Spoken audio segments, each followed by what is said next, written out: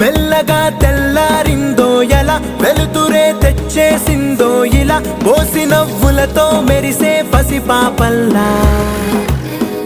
చేదతో బావులలో గలగల, చెరువులో బాతుల ఈతల కళ, చేదుగా ఉన్న వేపను నమిలే వేళ.